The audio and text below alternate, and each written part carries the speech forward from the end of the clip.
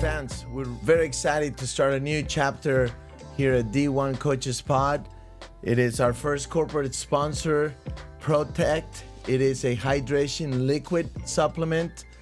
We know them, awesome leadership, local company here in Fort Worth, and they're getting really big into sports like boxing and tennis, obviously sports that require a lot of hydration. No, and the best part of it is that it's liquid, so it's really easy to dissolve, and they have different flavors.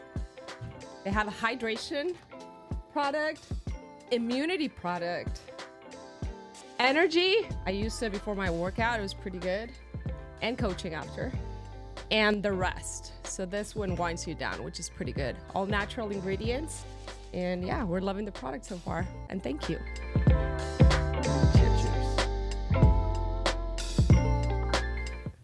Welcome back, fans, listeners, to D1 Coaches Pod. I am Coach David Roditi, the TCU men's tennis head coach.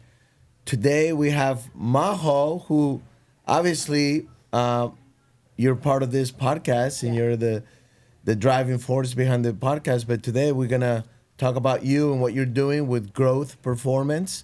Majo, welcome. Thank you. Thanks for welcoming me to my podcast. Yeah, this is exciting. Yes, we have a lot of good things coming up that we have been working on. And I've been blessed to pull in a team with me that, we've worked together for a long time, and we have the same kind of like fuel inside that we want to support athletes. So yeah, I want to share all that with you all. Okay, so Majo, for those of listeners and fans that don't know specifically sort of your journey, how you got to this moment, tell us about, obviously you were the TCU women's associate head coach for the beach volleyball team. Tell us about that process, how you were doing that. You guys won a national championship, and now you're no longer the coach, and you decided to jump in and started this growth performance platform. Yes. So, yeah, I played indoor volleyball and beach volleyball and multiple sports for like over 25 years. So a long athletic career with a lot of injuries, ups and downs, struggles, right? And I've coached for 15 years already between club and college, right? 7 years at TCU, and now I'm coaching club again. So it's fun to just jump back and forth into different levels of the game and understanding how athletes work, how their mind works, how their balance between mind, body, skills, training, support, all that kind of stuff. So I'm very passionate about this, about performance overall, and what does it stick, right? So in 2023, I started my master's in clinical mental health counseling in TCU. The main reason was because, you jump into the practices, to competitions, and you see these athletes that are really good players or really good athletes, but they show up every day, a lot of effort, a lot of intention, and then you see them getting better, right? But they're crumbling inside. You see the struggle, the lack of consistency, the self-judgment, the comparisons, how they're managing expectations. And I just saw this need for me to be there for them differently, to show up not only as a coach and tell them what to do and push them hard and give them pep talks, but how can I be a better coach and meet the players at a different level? So that's why I started this journey, which has been, like mind-blowing and eye-opening, because me as a coach is not only about the skills, it's not only about winning championships. My main reason that I started coaching is because sport gave so much to me that with all the heartbreaks, because there's been like so many heartbreaks as an athlete, as you know, it formed me into the person I am. Yes, I would have liked to have a better support overall from, my coaches, or let people help me. Sometimes we're just so stubborn, right? So I wanted to be that person. I wanted to do it the right way. So that's how it all started. I didn't think I was going to fully dedicate myself into this. Yeah, and I mean, there's so much from that we can talk about what you just mentioned. One thing is when you were growing up as an athlete, even though it's just a couple years ago that you were an athlete yourself, the mental side of performance has come a long ways. Yeah. There's, you don't have the stigma that there was something wrong with you that we did when myself was an athlete, when I was an athlete. Nobody had a mental coach. For you, being so much younger than I am, there was a little bit maybe. So much younger. But now there's a lot more. It's way more accepted. So that's one thing that then people are realizing, that the need, they're seeing mental performance kind of like going to the gym and working on your physical performance. Not 100%, but closer. Would you say that's true statement? Yes, I say that it's true. Mostly you see in high-level athletes, they're expressing how they've been struggling with their mental health and how, they have support now. They have mental coaches, sports psychologists. I did have a sports psychologist when I was playing. Like I knew it. Olympic, no chance. I needed one. Yeah, the Olympic Committee provided us with those. Like, the thing is, like, athletes never wanted to use them because we as athletes, we're built up to push through.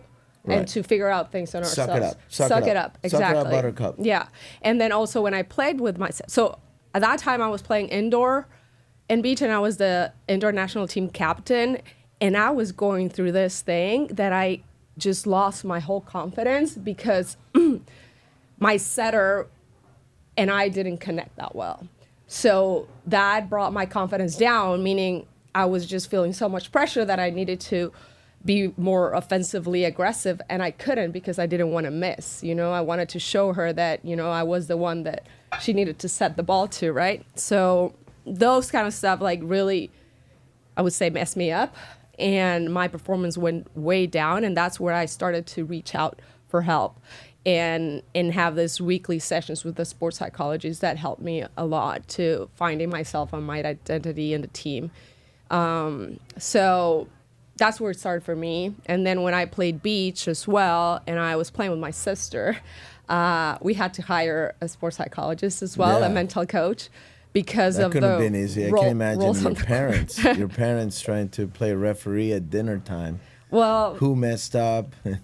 Well, I was living in California at that point, so she was still living in Guatemala and kind of like coming back and forth, and we trained together, and we were preparing ourselves to play the World Championships in Netherlands and the Pan Am Games in Toronto. So it was a big year for us. It was the first time our country went to a World Championship, and we wanted to make things right and don't put things, like us being sisters, us being, I coached her, I taught her how to play.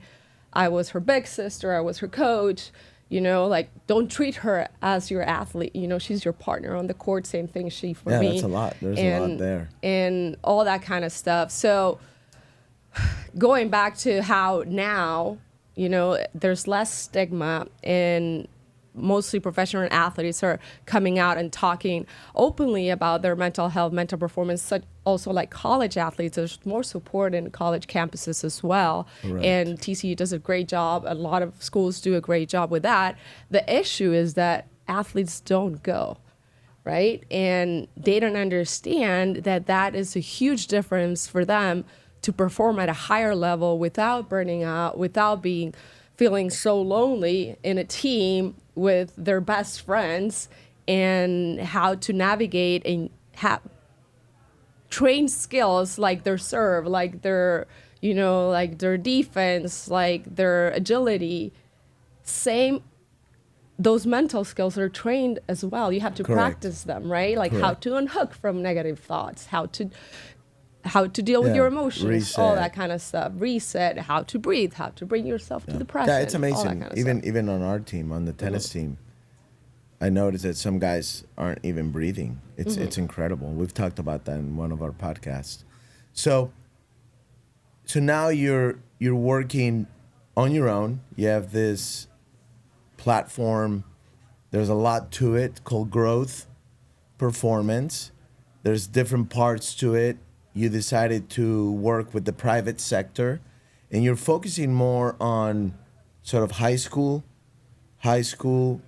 athletes and professional athletes.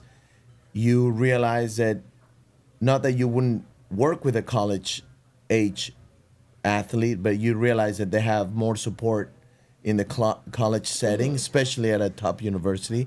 So tell us about you're working with I know already you have clients that are in high school and you have clients that are on the professional tour. Yes. No, that's been super exciting. I work with the team, with the TCU team for a couple of years doing this mindset mastery. I call them M&M. While you were a coach. I was a coach. Yeah. So I was going to ask you about that. So that helped. But now, just like after working with the girls on the team on one-on-ones and small groups, I learned a lot of how to approach them. Plus, like I'm studying that. I'm almost done with my master's. So now I work with the young ones, with the high schoolers, sophomores, juniors, seniors, on guiding them more through and prepping them to play in college. And I'm not saying only focusing on recruiting, but focusing on how do you prep yourself for when you get recruited, right? First, to get noticed, to get recruited, to be like a potential athlete, to join a program, right? Second, when you get into that team and you step foot on your first practice, you are actually contributing. You're not catching up, because most of the athletes that go to college, sometimes what they're doing is playing catch up. Yeah, it just takes them a while to get it, and you need the right team. And it is better if you are already informed and prepared, and your expectations are different than sort of like a true expectations of what you're about to go through. Because everybody's excited. You get to college and you think all the problems might end, and you get to be on a team and it sounds really fun and exciting, but it's not always fun and exciting. And when you first spoke today, you talked a lot about how you saw the struggles of some of the women on your team here at TCU. And a comment that I would say, and you tell me, you're the expert, you're not trying to get rid of the struggles. The struggles are going to be there. Is learning to cope the right way with the struggles and be able to perform while you're struggling. Would you say that's a true statement? Yes. Emotions, thoughts are going to be there. Like, you're not going to stop your thoughts. And sometimes, athletes think, like, what am I thinking here? Like, how can I make this stop? And basically, it's going to win down when you accept the emotion. That emotion is there, and you understand that your mind, what it's doing is trying to protect you, right? It's trying to protect you from making a mistake. And sometimes, like, making a mistake is not only that you messed up, which is totally when I coach the young ones. It's normal in life as well. It's normal in life, exactly. The only way to grow is messing up. I'm not saying you make a lot of mistakes. I'm just saying you make mistakes. We both make mistakes. Just saying that it can also happen off the court. Yes. Oh, 100%. That's how we grow. And sometimes, like, us trying to think like we should be perfect and we should, like, make the best decisions all the time. Maybe that's why I'm only 5'6". What? You didn't grow? I didn't make that many mistakes growing up, so I didn't grow. Wow. Good one. Me too. 5'4" here. So maybe me too. Yeah. We didn't make that many mistakes. Should have made more mistakes. Yeah, so we could grow. Man, I think that's why I put, like, maybe the growth performance is because I have that thing that I didn't grow enough to play volleyball. We could we can relate to therapy about being 5'6" male, but no, I think it's important. I think that right there, I wish I would have understood that as an athlete. I had a temper. I could break a racket in my sleep. I could have used. How many? Impossible. My mom cried a lot. Oh. She was embarrassed at times. She was proud at times, embarrassed at times. And I could have used you as my coach, but I like it better this way. That I get to have a different relationship with you than a work relationship. Yeah. But yeah, you could have helped me. I mean, that I counts. coach you some days too. Yeah. Maybe you don't notice. Oh, don't worry. I notice. I notice when you're working on me. But there is, it just comes so far, the whole mental side. And I think that's part of what your motivation was. And you'd see the need. And I think it's going to continue to grow. I think that whole department of mental health, mental support, mental performance, even at the college level, it's only going to grow. We have three people that we work with on the tennis team. We have somebody on the side that is there almost on a daily basis, and then we have access to the ones at TCU, and then we have the ones on campus. So there's a lot of support. No, there is, and I think like colleges are doing an amazing job on what you said. Like you guys have one specific, right, John Swallow, that is helping you, just your team, which is awesome, and then you have athletics have their sports Dr. psychologist, Matt Johnson, and then you have the counseling center at TC, like for all athletes. You know, it's hard to know because we weren't coaching. I mean, I guess I was coaching. You're too young, but I was coaching. I started coaching in 2000. And would you say that there's more anxiety and pressures on the current student athletes that there were 20 years ago? And I directly just simply social media, and they feel like they're having to perform even when they're not on the court, especially now with NIL. You're supposed to be this poster child, this ambassador, and have this image, and it's almost like you're living this other life of telling the whole world who you are, and almost like a billboard because of NIL and social media. And would you agree with that? I think it's different. You know, it's all about context, and it's all about what matters to you and what are you thinking and what are you focusing on, right?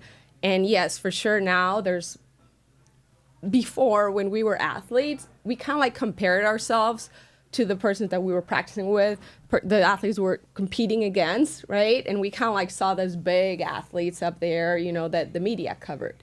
Now, our athletes are focusing on social media. They can see like all the tennis players, all the football players, like that play in social media and compare themselves on a daily basis and be stuck and hooked on their phones, trying to think like, I should be doing this. You know, what I'm not like him, what I'm not like her. I'm messing up, I'm falling behind. And you're following rankings, you're following NIL deals. Like, no, this athlete got this, why I can't get that? And their self-worth is tied to all this stuff, to their followers on social media, to their likes, to how they look like, their self-image. And you're not saying to get rid of that. You're just saying you got to learn to cope with it. You're there to help them maybe shift, refocus, accept all that. Right? Yes. So it's about meeting the athletes where they're at. You know, same with the parents, because I like to work with the parents as well. Meeting them where they're at, and from there we start building, and we started this really cool journey of self-discovery for the athletes. What it really matters to me? What are my values? What are my standards? Those are things that we work on that are like the most specific. Like, let's ask those questions. Let's see what's important for me. When something happens, you know, I get frustrated on the court. I get frustrated with you know, my teammate, my coach.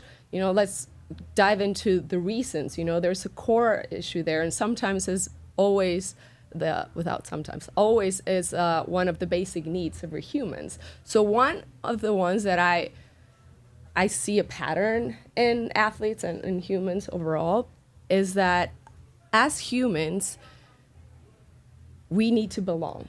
So belonging is key, right? That's Correct. why the growth performance, the platform, it's like creating a platform for athletes to build a community and have that sense of belonging, right? So belonging. So seeing like, if we go back to the prehistoric or kind of like caveman, right? Cavewoman era. When you're with your tribe, right? You're with your tribe, and that's how you feel safe. Because one, you guys provide each other with food, with, you know, the social aspect of it, so much stuff. Like there's someone in charge of this, someone that is good at this and that, right? if you are, how do you say, not accepted by your tribe, right? Or you're judged by your tribe and you feel excluded from your tribe, or you actually are excluded from the tribe and you're by yourself, what can happen on those days? When you're excluded from your tribe? Yeah, and you're like Yeah, by I mean, yourself. I What s- could happen? I mean, I assume that that's kind of depressing. But what else can happen? They're in You the can, they're well, in you the can also turn against them. they're in the jungle. Well, you mean they can die? 100%. Yeah. They can die.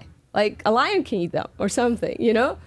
So that you go to those core needs. I know this is exaggerating, but that's how your mind I protects think you. tigers are in jungles. Tigers, I think sorry. lions are more like in the savannah. Okay, so yeah, you're right. I'm just Sorry, kidding. that's right.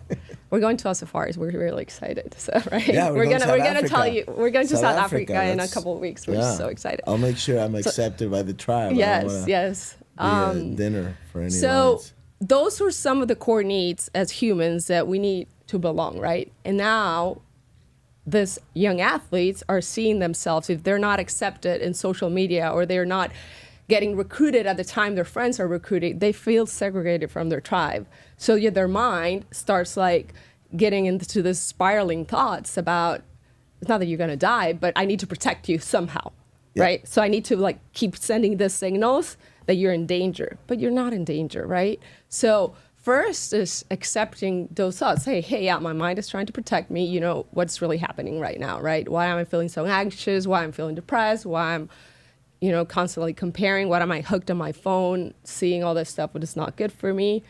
And instead of that, we start feeling guilty that we can't unhook from these things, right? So those are some skills that we work on unhooking from negative thoughts and how to move towards your goals. And yeah, there's going to be some things in your day-to-day, in your practices that you're going to make mistakes, you're not going to play as good, and it's moving you away from your goal. But sometimes those negative thoughts are the ones that are going to keep you hooked to not going towards where you want to go, right? Yeah, I remember you started the way you approached this part of performance, the mental side of performance, as the TCU associate head coach in the year you all won the NCAAs. I remember watching it on TV, and the commentators, they singled out like it was something different that you were all doing as a team. You met with them in the morning, right? You had those M&Ms, those Mindset mastery. Mindset mastery meetings. You would take the captains, so you would take the ones that were playing, the different roles. Tell us about that, because that was a very intentional move on your part to focus more on the mental side the last, I would say, 2 years of your career there at TCU. Yeah, and I think, as I said before, this is the core of the growth performance platform. That athletes understand their role and their importance in a team, the importance of them being part of the team, right? So this small sessions, M&M, I kind of like shifted the small groups according to class, right? According to, are they in the lineup or not? They're not in the lineup, or they're injured. Are they the captains? What role do they have on the team? And I kept mixing it up so everyone felt connected at some point and they understood they had a connection with someone else on the team, regardless of their status of playing or not, and how are they contributing, and how this athletes that were not playing probably with for X, Y, and C, like they didn't have the level, or they were hurt, or whatever, coach's decision, anything, right? They could feel that, yes, the girls that are playing on the 2 seeds are understanding where I'm at and how I'm feeling every practice, right? So they could express themselves, creating a safe space so they could see like, no, I feel I'm valuable in this team for this, and this is how I want to contribute to the team. And we talked about it, every week. And just the other girls, like the girls that were the starters, seeing how they were so invested in the team without playing and how hard it was for them not to play and be giving whatever they had for the team to accomplish the goal that was to win a I'm sure national that was championship. motivating It was motivating for the Yeah. girls. So the girls that were playing, and every time they saw their teammates in the sidelines cheering for them, it was not only, oh my God, they're just cheering for me. No, they're invested 100% in me, and I respect them to be doing that, because it would be hard for me to be in their position. Right? Yeah. So since this episode, this podcast is more about sort of the mental side of almost an individual, and I don't, that was, you could say, okay, that was great for the team, but also, I'm sure all those women on your team, whether they were starters or not, through this process of understanding their thoughts and their mind, and learning how to cope with it, are skills that are going to help them in any situation. 100%. It's something that they would be able to refer back to. So, talk a little bit about, this is not just so you perform, but I know that when we're together, you've told me how athletes have a higher tendency of struggle after sports. Yeah. So these skills are not just going to help them now, but also later. So talk a little bit about that lack of a stigma. And Yeah, I think you're bringing a great point. I love that you're bringing it up, because this is another thing why they need to start young. They need to start in high school, learning the skills to cope, and healthy skills for them to be strong and resilient. Resilient is a big thing right now, right? Well, it's important for an athlete to be resilient, but not just only thinking about empathy and compassion. That's what you think when you think about mental health, but building resiliency is part of mental health, right? Yeah. So your question about athletes have a higher risk of substance use disorders after competing, after they're done competing, or even during. And this is it's kind of weird if you hear it like that, because you portray athletes as this strong personalities, responsible, driven, healthy habits, all that stuff. But what you need to understand is how the brain works, right? The brain works there's a reward system that is what your brain craves, right? And that we're actually addicted as athletes to that hit of dopamine every time we compete, every time we score a point, every time we win, even when we're losing and then we come back. So we just get addicted to that. And what happens when you're not playing?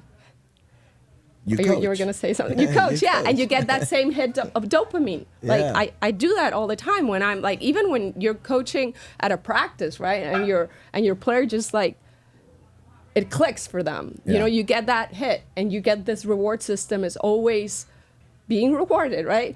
So what happens when the athletes get hurt or they retire, right? Where do they find this same joy and purpose in life, right? If you don't have purpose, if you don't have coping skills, some former athletes start drinking or using other substances. Yeah. So when you talk about the dopamine, that hit of dopamine, is what sort of the normal way of saying the excitement, the winning and losing, the competition part, the butterflies in your stomach would be some way to refer to all of that. Yeah. So think about when you are playing or you're practicing, you're preparing yourself for this big event, and you are suffering. Most of the time, as an athlete, you're suffering. Let's be real, right? You're suffering? Yes. You're in pain. Yeah. Especially in practice. You're in practice is practice was pure suffering for me. And then you're conditioning. And then you have to balance suffering. School for the college athletes. Correct. And then you have to, get up super early. Yeah, try to get a date. That's suffering. That and you do it for what? For that high when you win something, right? So same thing when you're, for, people struggling with substance use, right? Disorders, it's the same thing. You put in yourself, your body, your family, and all this pain to get that high again. That hit of dopamine, which is something, it's a brain disease. It's not lack of willpower. So that's what we need to. But it's not a disease because. It is a disease. But getting dopamine is not bad for you. No, it's not bad, but then neurologically, those pathways are not healthy. So that's why it's a disease. So then, that's why then it's called, you have either create dependence or you create addiction or withdrawals as well. Some substances give you withdrawals. Yeah, but this is a little bit more technical. So the important thing here is that you need to understand as athletes as well, when you're hurt or injured, what they do, you take painkillers, right? You take anti-inflammatories. You're like trying to push through that pain, right? So then you're exposed also to this opioids and all that kind of stuff that may cause dependence at the end. But I'm just trying to, my whole goal from this is that sometimes, like athletes are just so exposed to so much pressure, to so much, comparison, social media, like media complete, like NIL expectations from fans, from coaches, from their families, from themselves, right? And if you don't have healthy coping skills or you're not strong and resilient, this is where some of these problems may emerge. And I'm not saying it's always like a substance use. Well, it can be gambling. It can be hanging out with other, I know gambling is a big thing too for former athletes or current athletes. Yeah. Right? Yeah. I hear that the NCAA might allow athletes in college now to be able to gamble in professional sports. Oh, wow. Yeah, they're thinking about that. Yeah. So that's all that NIL money. Now they got all that NIL money. They're going to lose it on the professional. Yeah. No. Gambling. It is scary. Yeah, it is scary. But I'm so glad you're making a big deal out of resilience because I feel like our community, people in general, were very critical of basically parenting, the way you parent, the way you talk to your son or daughter, the way you coach, the way you communicate with son. And I feel, which is great. We did need as coaches, let's just talk about coaching.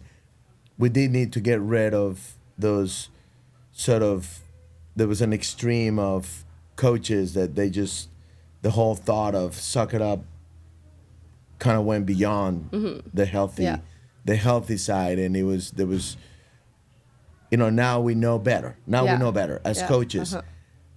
But I love that you talk about resilience because there is also, I think we kind of forgot about at the same time the responsibility of the athlete to be resilient, and your coach is not always going to say the perfect comment at the perfect time with the perfect tone, with the perfect amount of. I feel like I'm going through therapy right now, but it's as a coach you do the best you can, but it's the expectations. It's for us to get it right and speak to every single player. Yet we have 10 players. I can imagine football teams with 100 and some.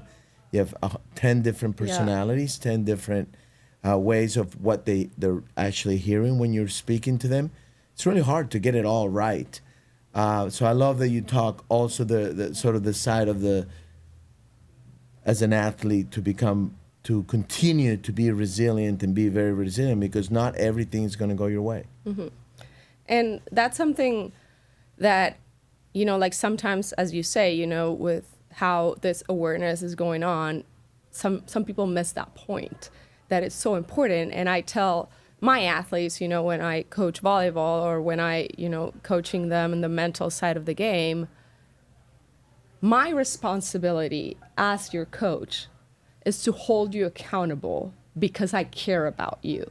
If I just let you do whatever and I'm just so empathetic and compassionate, I'm not doing you a favor because I'm not preparing you to go out to war there and battle with yourself, with your opponents day by day. It's not easy to be an athlete. We can't be just nice and soft to them.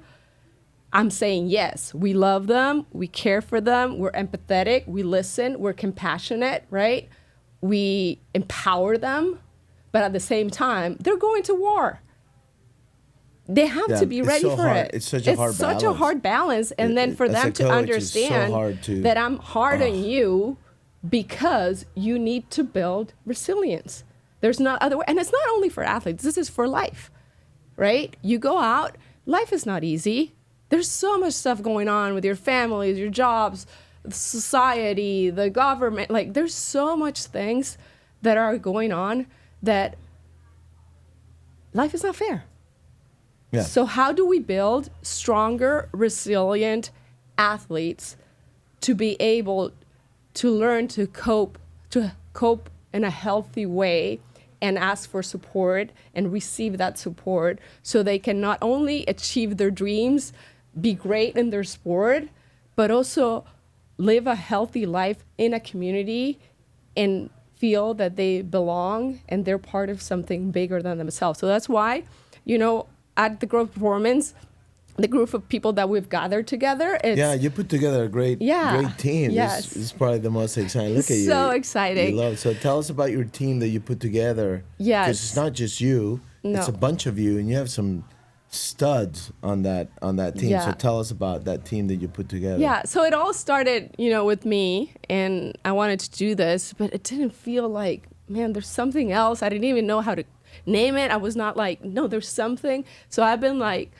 thinking about this for so long and bringing people in, and Gabby's been with me from the beginning, right? Gabby's the one that helps us out with the podcast as well. Everything you see in social So media she was is Gabby. also a player at TCU. Gabby was a player, beach right? volleyball player on the team. She struggled a lot with injuries. She had a really complicated injury that didn't allow her to play, but she found other roles on the team and she managed MVP, superstar. You know how she is. Yeah, you guys she's know her. awesome. She's awesome, right? So what's her role on the We on have the team, Gabby. on the growth team? Gabby is she graduated from TCU with a psychology major and an entrepreneurship minor. So Wow, she that's is perfect. our, she's our marketing, let's say, So kind of social media. CMO. Yeah, She does okay. the social media, the marketing, and she's helping me together with Luana. Luana was one of her players as well, that she was in the Neely School with entrepreneurship to put together a pitch so we can present this to some investors and see if we can reach out to more athletes and provide other services as well. So she's doing those things, the social media, the marketing, and also helping me with the entrepreneurship part of it. Kind of networking. sort Yes, of. Business networking. business networking, but kind of like putting it together, presenting a plan. So we want to present it at some conferences and things to see what can we get if people are interested in this really cool project that we're doing. Yeah. Another one is Tanya. Tanya Moreno. She's like a 4-time All-American, 5th place Olympian. She is, just an amazing athlete. A lot of struggles as well, health-wise, and she's very hard on herself, but at the same time, super disciplined And resilient. and I resilient, think of her. Super incredibly Yeah, resilient. it's the Russian in her. Yeah, yes. She has a Spanish and Russian descendancy, so it's she joined recently with us because she has a communications degree from TCU and also like photography. So she's very creative. So she's found her spot as our creative director. So we're changing all of our website, all of our graphics, and making sure that we blend in this message with all our visuals. And she also will be starting a group, community to support athletes in Europe and guide them through how to be able to come and play college sports here. We're not a recruiting service. We don't place people, but we guide them through that, through the resilience, accountability, Yeah, we'll good talk habits, about the and all that college kind of prep. stuff. That's the college prep side of your business. Yes. Who else is on the team? So we also have Roger. Roger is not from TCU, but I hired him. He's from Argentina, but he's our ops and systems manager. So he is an engineer. He's getting his master's actually right now in Russia online. So he sees more like how do we handle our CRM? How do we create this workflow so we can serve better? So right now we're creating a platform, an online platform, so we can reach out to people, athletes from all over the world. He's the engineer. He's the engineer. The brains behind the whole operation. Yes. You have any other girls on the team that... So Mandy, my sister, she's helping me a little bit with ops as well. She graduated from TCU with her master's. She played for us in 2019. And then she was our director of ops for 2 years. So she's very structured. Yeah. She's just like kind of like advising and helping a little bit more on the financial part Any of other it. players? For now, Emma. Emma's a current player. Yeah, so correct. So and I'm she's thinking there. about- She's working at the club, right? So Emma Glargau, she's a psychology major right now, and she's going to start an internship that we're going to do it through TCU. So she's able to be part of the growth performance as a mentor, as a coach, but also she wants to start creating a community of faith-based support for athletes. Oh, that's great. So that's pretty good. So I think like what we want is all this athletes. So it is built by athletes, powered by purpose. So that's what we want, like built by athletes, fueled by purpose. Fueled by purpose. Fueled by purpose. So nice one. You come up with that? Yes, with the help of awesome. ChatGPT. Sometimes it helps a lot. You know, That's very cool because I do think if I'm a young athlete or a professional athlete, and I have access to, not that we're too old to relate, but obviously it's very powerful for them to have access to an Emma or Tanya or Gabby or Luana. I mean, that is Mandy. Yeah. That's awesome. Yeah. That's awesome. Would they have access to someone like that? Yes, correct. So the whole goal of the growth performance is to have athletes to have their life with purpose while playing athletics or after playing athletics. So we're creating this big platform where we can have this mentors to have their own place to showcase themselves, to give back to the community, to coach other athletes and to help them out either by one-on-one mentorship, group coaching, which we're going to have like some group coaching. We're starting one big group in January for the college prep growth, and they're going to be part of this program. So they're going to be mentors in this program, and they're all building their own online communities of things they are, they're closer to their hearts, and they want to help this specific community of athletes. Yeah. Excellent. Like for Emma, is a faith-based. Yes. That's awesome. For Tanya, she wants to help Europeans. So the college prep, you're not placing player. You're helping them and guiding them through the process, either before they commit and also after, so they're ready to thrive and they're most prepared. You're helping them be prepared so when they step on campus, they're a better asset and more prepared for what's about to happen. Yeah, 100%. Because as you know, getting committed is one goal. Yeah. But being an athlete, there's ongoing goals. Like there's up and downs, right? It's not like this, it's like this, right? Yeah. So making sure that the athletes are ready, are well equipped. So when they come to college, they know what to expect, right? They understand themselves, understand what are their strengths. So we worked a lot on their strengths more than their weaknesses. Yes, we need to work on their weaknesses, but we want to empower their strengths. And so they understand that they need to practice the skills for them to be consistent when they come to college, for them to be able to perform and to compete at the highest level possible, right? Without trying to avoid burnout, trying to avoid, just like this buildup of frustration, comparisons. You're always going to compare yourself, but at the same time, like identity is a huge thing. Who am I? Who am I without sports? What happens if I get hurt? What happens if I don't play? What happens if I never make the lineup? And my identity was always as a tennis player or as this and that. So how can I find myself in other things in life besides my sport, or besides the idea I had about myself in sport, besides the idea that my parents have about me in sports. That's another big thing. I mean, that's amazing, because especially at that age, right? You're talking about your teenage years up until your college years, when you're forming yourself, getting, really discovering who you are. That's awesome. One day, for college recruiters, maybe you can become the standard where college coaches, oh, you worked with the growth performance group. Oh yeah, I like you even better because I know what I'm getting. I'm getting a more prepared, more resilient, more confident athlete. Correct. As a person, like their character, than if they haven't been exposed to it. Yes. That's really cool. And we both have been, coaching at a college program, very high level college programs, right? I mean, like national championship. Just national level. championships, Yeah. yes. Let's go. Go Frogs. Go Frogs. And one of the things is that you're looking at your team, right? And you have 10 players. We had 25 or so.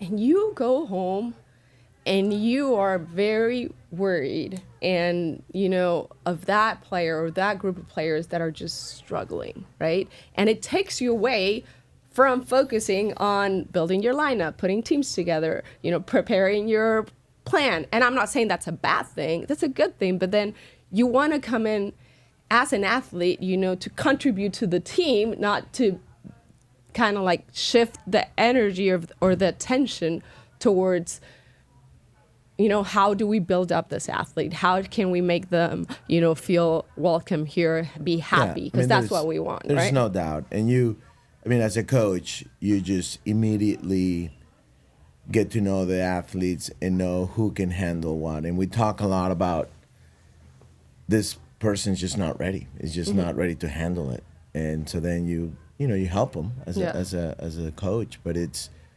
ideally you have every player that comes in more resilient, more confident, more prepared, with the right expectations.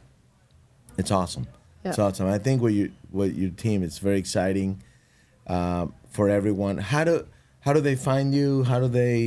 Is there a website? Yes.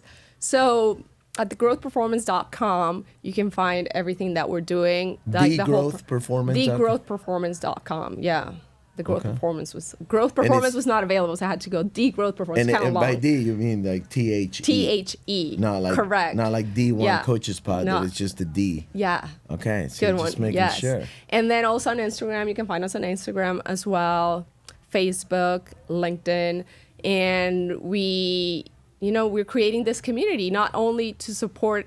Yes, we want to support athletes. I work also with pro players too. For them, we created a flex plan because they're traveling around the world, right? Or they're traveling in their local domestic tours. And so they have a bank of hours that they can use whenever they need it to hop on a call, hop on a Zoom, and then unlimited support via text and email, which is awesome. Just like when a player just talks to you and say like, one of my athletes was in South Africa playing, right? Like you just can't send a voice note, hey, like this is happening before my match, blah, blah, blah. And I can help them out and say like, okay, let's work on this, focus on this and that. And then they can come in and just know they have someone that they can talk to before or after playing, or just send a voice note or a text is super beneficial, right? And then, so they can find us on, I completely diverted from everything. That's normal. It's all right. That's normal. Yeah. And that's another thing, I was diagnosed with ADHD when I got into grad school, and then I kind of like understood a lot of things of how my brain work and how, I can get into this ruminating thoughts in my head, and that caused me a lot of anxiety, right? Or that why do I forget a bunch of stuff, and I was just punishing myself why I was not equipped. Okay, I can help you with that. But we both understand each other on that part, and just knowing that and growing on, okay, what are my strengths and what things I struggle with, and I'm going to work with it, and accepting myself. Sometimes as athletes, we don't accept ourselves and saying like, this is who I am. Yes, I can get better for sure, but this is where I'm at right now, and I'm going to work with this. And whatever we ask, effort, intention, right? And attitude. Those are the things, right? That's how what you tell your kids when they're playing hockey and tennis. That's all we focus on. Yeah, we're trying. Yeah. Awesome, Majo. Well, that is great. It's going to be fun to see where growth performance is in a year, and then in 3 years, 5 years. It's a great group. I will tell you, listeners, fans, that I've been around these young ladies for a while now. And, man, what a group of young ladies. Even just, for males too, but especially for a 15-year-old female with everything that's going on, to have access to a Tanya or Emma or Gabby, Luana, Mandy, yourself, it's just priceless. Yeah. Just to even just connect and have a conversation. So good luck with all that. Well, anything else? Any final thoughts? Yeah, just stay tuned for the college prep program that is starting in January. We're putting together a small group that are gonna go together through this like mindset training, resilience, accountability, guidance through the recruiting process or college prep with the parents as well. Like, we meet with the athletes like 3 times a month and with the parents once a month, in a group, Zoom. So it's a lot of support. It's good because we believe that the goals when an athlete gets committed, man, you have to celebrate it as a family, right? Because the parents but you got to keep working. You have to keep working. As yes. coaches, so many student athletes, they stop, they get committed, they accomplish their goal, they sign that big scholarship, or they get a spot on the team, and they go on on vacation for the next 2 years. And another you thing don't do that. About resilience and accountability and responsibility is all this that you see all this athletes transferring from one program to another. It's like, how do we help these athletes be resilient, be responsible, hold themselves accountable to push through and find the benefits in the program they're at and excel there and get the most out of it, from their coaches, because I don't think you get as much in 1 year in a program, right? If you're jumping around from program to program, that if you stay 4 years. Yeah, that could be a whole another podcast. But yes, that could be the result of the lack of being prepared. Awesome. Well, with that, from the courts to the sand, this is D1 Coaches Pod. See you in the next set.